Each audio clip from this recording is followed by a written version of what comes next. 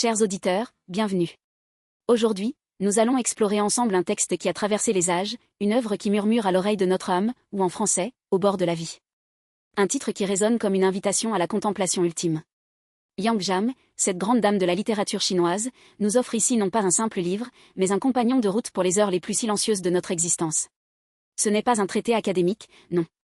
C'est une conversation intime, un dialogue entre une femme de 100 ans et les mystères qui nous entourent. Elle ne prétend pas avoir les réponses, mais elle pose les questions avec une clarté et une humilité qui désarment. Alors, installez-vous confortablement. Laissez de côté le tumulte du monde extérieur.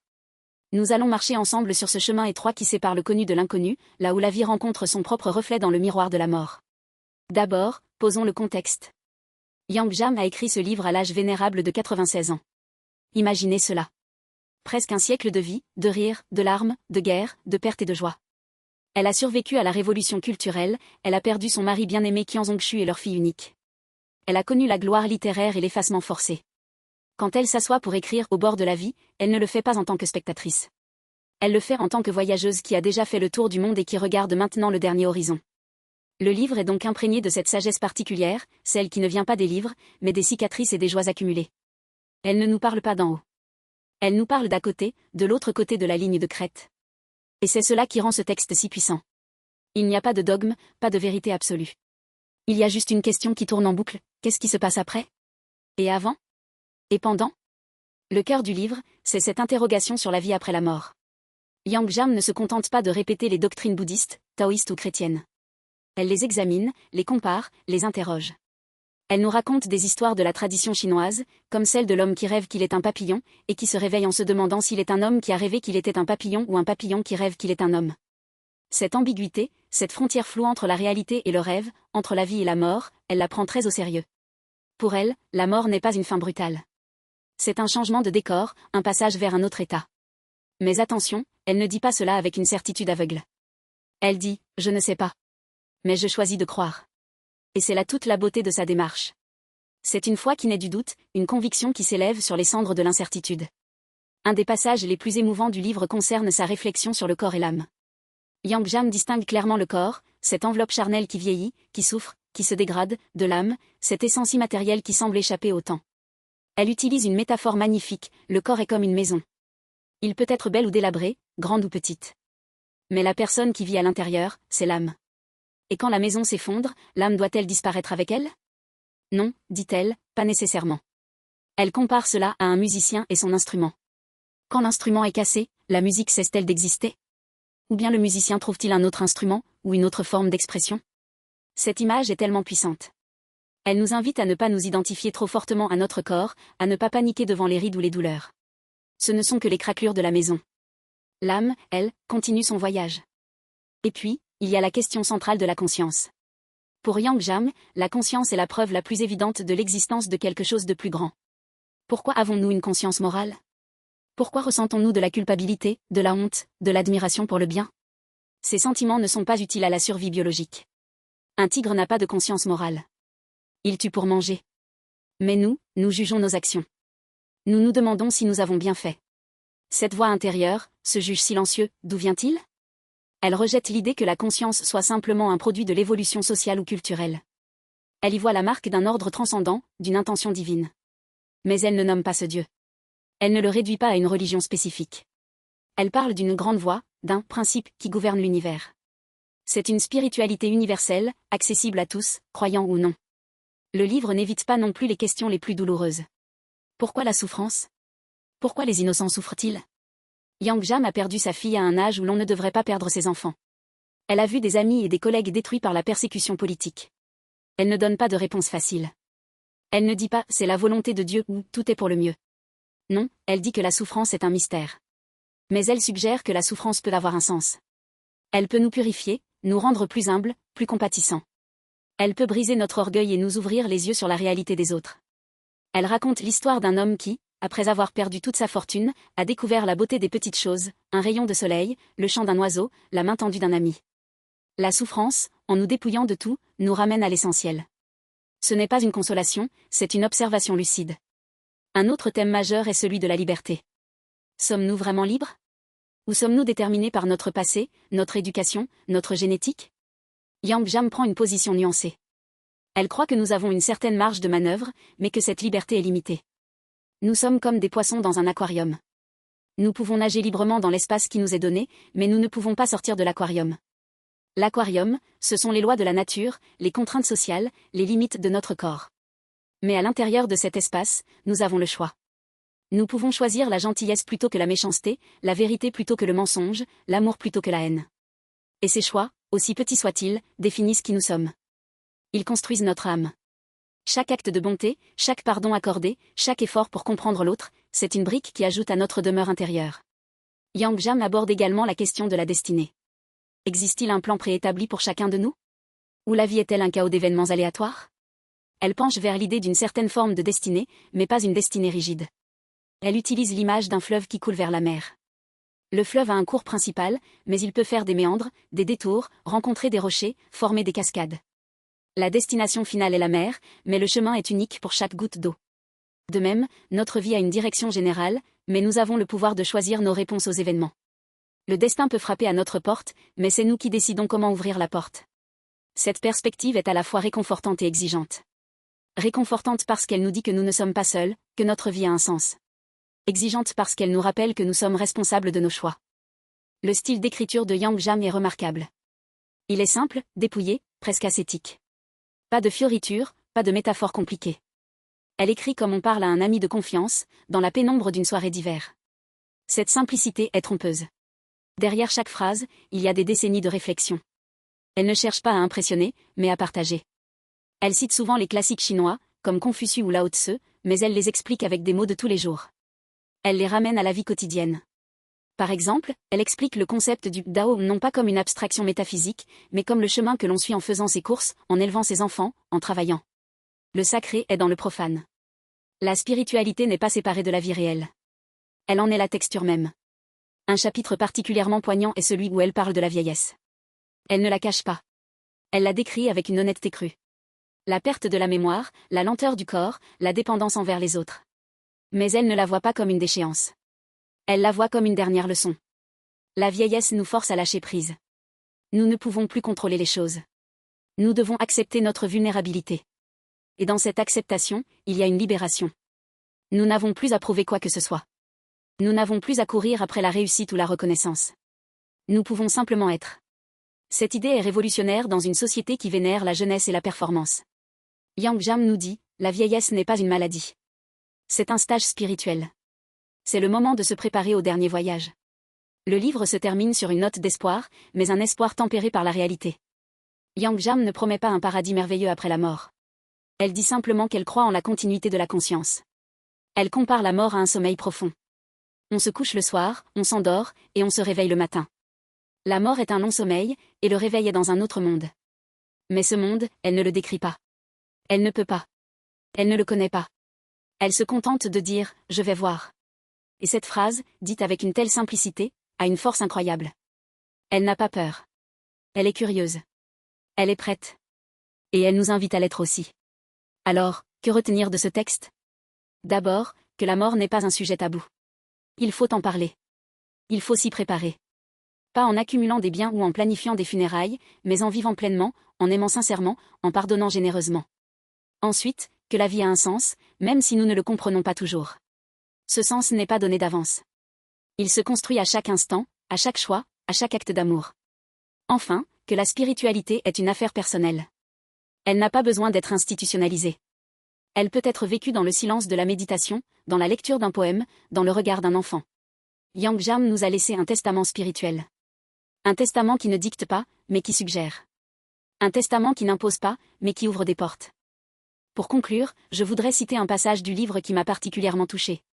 Yang Jam écrit, « La vie est comme une longue rivière. Parfois elle est claire, parfois elle est boueuse. Mais elle coule toujours vers la mer.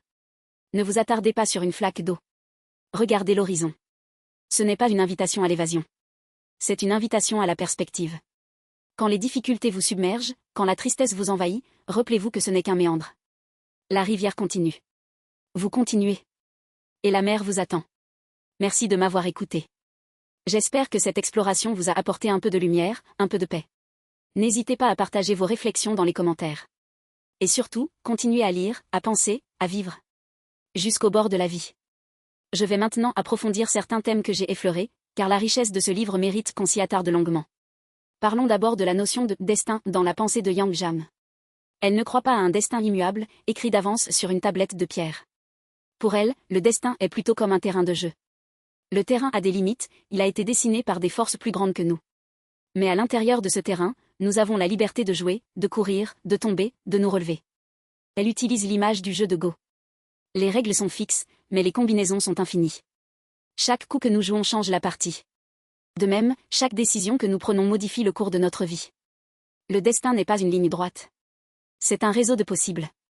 Et notre volonté, notre courage, notre amour, peuvent faire pencher la balance. Un autre point crucial est son analyse de la souffrance comme outil de transformation. Yang Jam ne glorifie pas la souffrance. Elle ne dit pas qu'il faut la rechercher. Mais elle reconnaît qu'elle est inévitable. Et plutôt que de la subir passivement, elle propose de l'utiliser. Comment? En l'acceptant d'abord. En ne la niant pas. En la regardant en face. Ensuite, en se demandant, qu'est-ce que cette souffrance peut m'apprendre? Elle raconte l'histoire d'une femme qui a perdu son mari dans un accident. Cette femme était aigrie, en colère contre le monde. Puis un jour, elle a rencontré un enfant malade. Et elle a réalisé que sa souffrance n'était pas unique. Elle a commencé à aider les autres. Et en aidant, sa propre douleur s'est allégée. La souffrance, dit Yang Jam, peut ouvrir notre cœur à la compassion. Elle peut briser la coquille de notre égoïsme. Elle peut nous rendre plus humains. C'est une alchimie douloureuse, mais nécessaire. Parlons aussi de l'importance de la mémoire. Pour Yang Jam, la mémoire n'est pas un simple enregistrement du passé. C'est une force active qui construit notre identité. Elle se souvient de son mari, de sa fille, de leurs conversations, de leur silence. Ces souvenirs sont comme des pierres précieuses qu'elle garde dans un écrin. Mais elle ne s'y attache pas de manière maladive. Elle les contemple, elle les honore, puis elle les laisse partir. Car s'attacher trop au passé, c'est se priver du présent. La mémoire doit être un tremplin, pas une prison. Elle nous permet de savoir d'où nous venons, mais elle ne doit pas nous empêcher d'aller où nous allons. C'est une leçon précieuse dans une époque où l'on cherche souvent à tout conserver, à tout enregistrer, à tout figer. La vie est mouvement. La mémoire doit danser avec le temps. Le livre aborde également la question de la responsabilité individuelle. Yang Jam insiste sur le fait que nous sommes responsables de nos actes, mais aussi de nos pensées, de nos paroles. Chaque mot que nous prononçons a un poids. Chaque silence aussi. Elle critique la tendance à blâmer les autres ou les circonstances pour nos malheurs. Bien sûr, les circonstances existent. Il y a des injustices réelles. Mais notre réponse à ces circonstances nous appartient. Nous pouvons choisir la résignation ou la révolte, la haine ou le pardon. Et ce choix définit notre caractère. Elle cite un proverbe chinois, un homme qui déplace une montagne commence par déplacer de petites pierres. La transformation personnelle commence par de petits gestes quotidiens. Sourire à un inconnu. Aider un collègue. Dire merci. Ces gestes semblent insignifiants, mais ils construisent l'âme. Un aspect fascinant du livre est la manière dont Yang Jam intègre la science moderne à sa réflexion. Elle n'est pas une scientifique, mais elle a lu et réfléchi sur les découvertes de la physique quantique, de la biologie. Elle s'interroge, si la matière est composée d'énergie, et si l'énergie ne disparaît jamais, pourquoi la conscience disparaîtrait-elle? Elle trouve des parallèles entre les anciennes philosophies orientales et les nouvelles théories scientifiques. Par exemple, l'idée que l'univers est un tout interconnecté, que chaque particule est liée à toutes les autres, résonne avec le concept bouddhiste d'interdépendance. Elle ne prétend pas que la science prouve l'existence de l'âme, mais elle montre que la science n'exclut pas cette possibilité. Elle ouvre un espace de dialogue entre la raison et la foi. La question de l'amour est centrale dans le livre. Mais pas l'amour romantique, celui des films. L'amour dont parle Yang Jam est plus profond, plus silencieux. C'est l'amour qui se manifeste dans le soin, dans l'attention, dans le don de soi. Elle raconte comment elle a pris soin de son mari malade, comment elle a veillé sur sa fille. Elle ne décrit pas ces moments avec pathos, mais avec une tendresse retenue. L'amour, pour elle, est la seule force qui peut transcender la mort. Parce que l'amour n'est pas un sentiment éphémère. C'est une énergie qui se perpétue. Elle cite souvent la phrase « L'amour ne meurt jamais ». Ce n'est pas une déclaration sentimentale. C'est une conviction profonde, forgée dans l'épreuve. Le livre se distingue aussi par son honnêteté intellectuelle. Yang Jam n'hésite pas à dire « je ne sais pas ». Elle reconnaît les limites de la connaissance humaine. Elle admet que la mort reste un mystère. Mais elle refuse de se laisser paralyser par ce mystère. Elle choisit de vivre dans l'incertitude, mais avec confiance. Cette position est très différente du dogmatisme religieux ou du scepticisme cynique. C'est une position d'humilité active. Elle dit « Je ne sais pas ce qui se passe après, mais je sais comment je veux vivre maintenant. » Et ce « comment » est essentiel, avec intégrité, avec compassion, avec gratitude. C'est une philosophie pratique, ancrée dans le quotidien. Enfin, il faut souligner le courage de Yang Jam. Écrire ce livre à 96 ans, c'est un acte de courage. C'est affronter sa propre mort en pleine conscience. C'est partager ses doutes et ses espoirs avec des milliers d'inconnus. C'est laisser une trace, non pas de gloire, mais de vérité. Et cette trace, elle est précieuse pour nous, lecteurs et auditeurs. Elle nous montre qu'il est possible de vieillir avec dignité, de souffrir sans se briser, de mourir sans peur. Elle nous offre un modèle de sagesse, non pas celle des sages inaccessibles, mais celle des grands-mères qui ont tout vu et qui sourient encore. Je vais maintenant vous lire un extrait du livre, traduit en français, pour vous donner un aperçu de la beauté de son écriture. Yang Jam écrit « Je me suis souvent demandé pourquoi nous avons peur de la mort. Peut-être parce que nous aimons trop la vie. Mais la vie n'est-elle pas une préparation à la mort? Chaque jour, nous mourons un peu. Nous perdons un cheveu, une cellule, un souvenir. La mort n'est que la dernière perte. Et après la perte, il y a la paix. Ne pleurez pas sur moi quand je serai parti. Souriez, car j'aurai vécu. » Ce passage résume tout l'esprit du livre. Il y a de la mélancolie, mais pas de tristesse. Il y a de l'acceptation, mais pas de résignation. Il y a de la gratitude. Un autre thème que je souhaite développer est celui de l'illusion et de la réalité. Yang Jam s'interroge, la vie est-elle un rêve? Ou la mort est-elle le vrai réveil? Elle s'inspire du taoïsme, qui considère que le monde sensible est une illusion, un voile qui cache la réalité ultime. Mais elle ne tombe pas dans le nihilisme. Elle dit, même si la vie est un rêve, il faut bien le rêver. Et il faut le rêver avec intensité, avec amour. Parce que c'est dans ce rêve que nous apprenons, que nous grandissons, que nous aimons. Le rêve a une fonction. Il n'est pas vide de sens. C'est une école de l'âme. Et quand le rêve se termine, l'âme se souvient des leçons apprises. Elle utilise aussi la métaphore du théâtre. La vie est une pièce de théâtre. Nous avons tous un rôle à jouer. Certains rôles sont grands, d'autres petits. Mais chaque rôle est important. Le public, c'est notre conscience, ou peut-être Dieu. Et à la fin de la pièce, nous enlevons notre costume. Nous quittons la scène. Mais l'acteur, lui, continue d'exister. Cette image est réconfortante. Elle nous rappelle que notre identité n'est pas réductible à notre rôle social. Nous sommes plus que notre travail, notre statut, notre apparence. Nous sommes des acteurs qui jouent, mais qui restent libres derrière le masque. Parlons maintenant de la relation entre l'individu et la société. Yang Jam a vécu des périodes historiques terribles, où l'individu était écrasé par la masse. Elle a vu des gens dénoncer leurs amis pour survivre, des familles brisées par la suspicion. Elle ne juge pas ces personnes. Elle les comprend. Mais elle insiste sur le fait que la pression sociale ne justifie pas tout. Même dans les pires circonstances, nous avons le choix de résister ou de collaborer. Et la résistance peut être silencieuse. Elle peut être un refus intérieur, un maintien de sa dignité. Elle raconte l'histoire d'un professeur qui, pendant la révolution culturelle, a été forcé de s'agenouiller et de se flageller publiquement. Il l'a fait, mais intérieurement, il récitait des poèmes de sa jeunesse. Personne ne le savait, mais lui savait. Et cela suffisait à préserver son âme. Cette histoire montre que la liberté intérieure est inaliénable. Le livre aborde aussi la question du temps. Yang Jam a une conception cyclique du temps, héritée de la pensée chinoise. Le temps n'est pas une flèche qui va de la naissance à la mort. C'est une spirale. Les saisons reviennent, les générations se succèdent, les âmes peut-être aussi. Elle ne croit pas à la réincarnation au sens littéral, mais elle n'exclut pas la possibilité que l'énergie de notre conscience puisse se recombiner d'une manière ou d'une autre. Ce qui compte, c'est que le temps n'est pas une perte. Chaque instant est une occasion de croissance. Et la mort n'est pas la fin du temps, mais un changement de tempo. Un des passages les plus drôles et les plus humains du livre est celui où elle parle de son corps vieillissant. Elle décrit ses douleurs, ses insomnies, ses oublis, avec un humour tendre. Elle dit, « Mon corps est devenu un vieil ami grincheux. Il se plaint tout le temps. Mais je l'aime quand même, parce qu'il m'a porté si longtemps. » Cette capacité à rire de soi-même est une marque de sagesse. Elle refuse de se prendre au sérieux. Elle sait que la vie est à la fois tragique et comique. Et que l'humour est une arme puissante contre le désespoir. Rire de ses propres faiblesses, c'est les accepter. C'est les désarmer. Enfin, je veux parler de la notion de vide dans la pensée de Yang Jam. Le vide, ou kong en chinois, n'est pas le néant. C'est l'absence de forme, l'espace de tous les possibles. Elle compare l'esprit à un ciel. Les nuages passent, les oiseaux volent, le soleil brille. Mais le ciel reste inchangé. De même, nos pensées, nos émotions, nos expériences sont des nuages qui traversent notre esprit. Mais l'esprit lui-même, la conscience pure, reste immuable. La méditation, la contemplation, nous aide à nous identifier à ce ciel plutôt qu'aux nuages. Et quand la mort arrive, les nuages se dissipent. Il ne reste que le ciel. Ce ciel, c'est peut-être ce que certaines traditions appellent Dieu, l'être, le Tao. C'est notre véritable demeure. Pour terminer, je voudrais réfléchir à l'impact de ce livre sur le lecteur moderne. Nous vivons dans une époque de vitesse, de distraction, de superficialité. Nous fuyons la mort comme une peste. Nous la cachons dans les hôpitaux, derrière des rideaux. Yang Jam nous force à nous arrêter. À regarder la mort en face.